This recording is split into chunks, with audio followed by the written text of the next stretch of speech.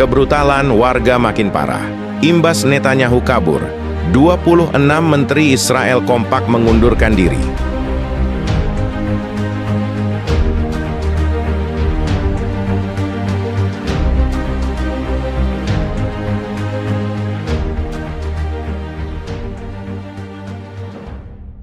Israel berada dalam salah satu krisis politik terparah dalam sejarahnya setelah kabar pelarian Perdana Menteri Benjamin Netanyahu tersebar luas. Situasi ini memicu gelombang protes massal yang semakin brutal di berbagai kota besar. Tidak hanya di jalanan, ketegangan politik juga merembet ke pemerintahan, di mana 26 menteri Israel secara serempak mengajukan pengunduran diri. Netanyahu dilaporkan meninggalkan Israel secara diam-diam pada dini hari Minggu, setelah spekulasi bahwa ia menghadapi dakwaan korupsi tambahan yang lebih serius. Menurut laporan dari media lokal, keberangkatan ini dilakukan dengan jet pribadi menuju lokasi yang hingga kini dirahasiakan. Kaburnya Netanyahu menjadi pukulan berat bagi Israel, terutama mengingat dia telah menjabat sebagai pemimpin yang kontroversial selama lebih dari 1 dekade. Lawan politiknya menyebut tindakan ini sebagai bentuk pengkhianatan kepada negara, sementara pendukungnya menilai bahwa ini adalah langkah yang terpaksa dilakukan untuk menghindari pengadilan yang tidak adil. Tidak lama setelah kabar pelarian Netanyahu tersebar, 26 dari total 30 menteri kabinetnya menyatakan mengundurkan diri. Mereka mengaku tidak lagi percaya pada kemampuan pemerintah untuk mempertahankan stabilitas. Menteri Pertahanan Yoav Gallant dalam konferensi persnya menyatakan bahwa pemerintah telah kehilangan legitimasi di mata rakyat. Langkah ini memperburuk kekosongan kekuasaan di pemerintahan Israel yang kini lumpuh tanpa kepemimpinan yang jelas. Situasi ini memicu spekulasi bahwa pemilu darurat akan segera digelar dalam waktu dekat. Di tengah ketidakpastian politik, protes yang awalnya berlangsung damai berubah menjadi bentrokan keras antara demonstran dan aparat keamanan. Di Tel Aviv, Haifa, hingga Yerusalem, ribuan warga turun ke jalan menuntut reformasi sistem pemerintahan.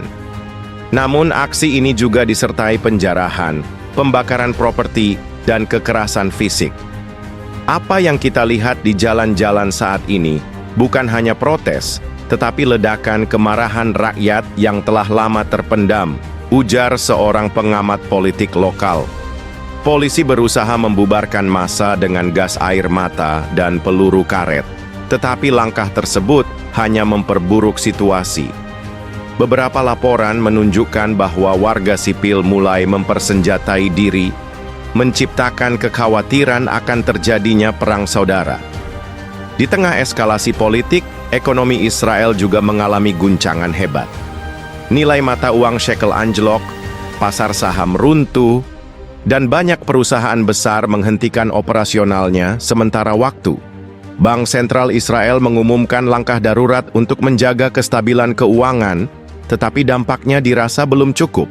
Sementara itu, sektor sosial juga terpukul dengan lonjakan pengungsi internal yang mencari perlindungan dari wilayah yang dilanda konflik.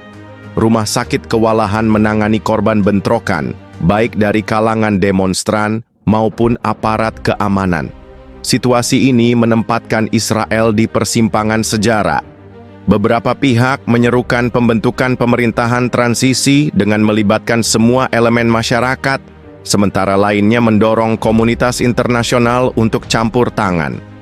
Namun, satu hal yang pasti, pelarian Netanyahu dan pengunduran diri massal kabinetnya telah membuka babak baru dalam politik Israel yang akan meninggalkan dampak jangka panjang pada negara tersebut. Ini bukan sekadar krisis politik, ini adalah ujian bagi keberlangsungan demokrasi Israel, ujar seorang profesor ilmu politik dari Universitas Hebrew. Jika tidak ditangani dengan bijak, dampaknya bisa meluas ke seluruh kawasan Timur Tengah. Krisis yang terjadi di Israel saat ini adalah peringatan bahwa stabilitas politik tidak dapat diabaikan. Dunia tengah mengamati dengan cemas, sementara rakyat Israel berharap ada jalan keluar dari kekacauan yang mereka hadapi.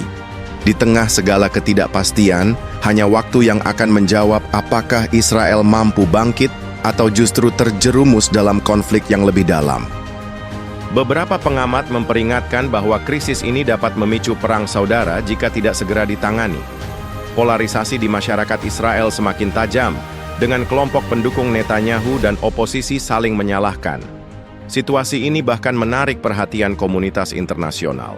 Amerika Serikat dan Uni Eropa telah mendesak para pemimpin Israel untuk segera mencari solusi damai dan menghindari pertumpahan darah lebih lanjut. Beberapa negara tetangga juga mengungkapkan kekhawatiran bahwa krisis di Israel bisa berdampak pada kestabilan kawasan Timur Tengah secara keseluruhan. Krisis yang melanda Israel saat ini bukan sekadar krisis politik biasa. Kaburnya Netanyahu dan pengunduran diri massal kabinet telah membuka luka lama yang selama ini ditutupi. Rakyat Israel kini menuntut perubahan fundamental, bukan hanya pergantian pemimpin. Namun, jalan keluar dari krisis ini tidaklah mudah. Dengan protes yang semakin brutal, ekonomi yang runtuh, dan polarisasi yang semakin dalam, Israel kini berada di persimpangan sejarah. Pertanyaannya adalah, apakah negara ini mampu bangkit dari kekacauan ini, atau justru akan terjerumus ke dalam konflik yang lebih dalam? Hanya waktu yang akan memberikan jawaban, sementara rakyat Israel dan dunia terus menyaksikan dengan penuh harap dan cemas. Di jalan-jalan, kemarahan rakyat Israel semakin tidak terbendung. Aksi protes yang awalnya berlangsung damai berubah menjadi bentrokan keras antara demonstran dan aparat kepolisian. Di Tel Aviv, Haifa, Yerusalem, dan kota-kota lainnya, ribuan warga turun ke jalan, meneriakkan tuntutan agar Netanyahu ditangkap dan pemerintah dibubarkan. Namun situasi segera memburuk ketika aksi demonstrasi berubah menjadi penjarahan, pembakaran kendaraan, dan pengerusakan properti publik. Di beberapa wilayah, kelompok demonstran mulai mempersenjatai diri, menciptakan kekhawatiran akan munculnya perang saudara. Apa yang terjadi sekarang adalah luapan amarah rakyat yang sudah lama tertahan. Ini bukan sekadar soal Netanyahu, tetapi soal korupsi sistemik dan kebijakan pemerintah yang gagal, ujar Avi Cohen, seorang aktivis senior yang ditemui di Tel Aviv. Pihak kepolisian berusaha meredam kekacauan dengan menembakkan gas air mata dan peluru karet. Namun, hal ini justru memperkeruh situasi dengan banyaknya korban luka-luka di kedua belah pihak.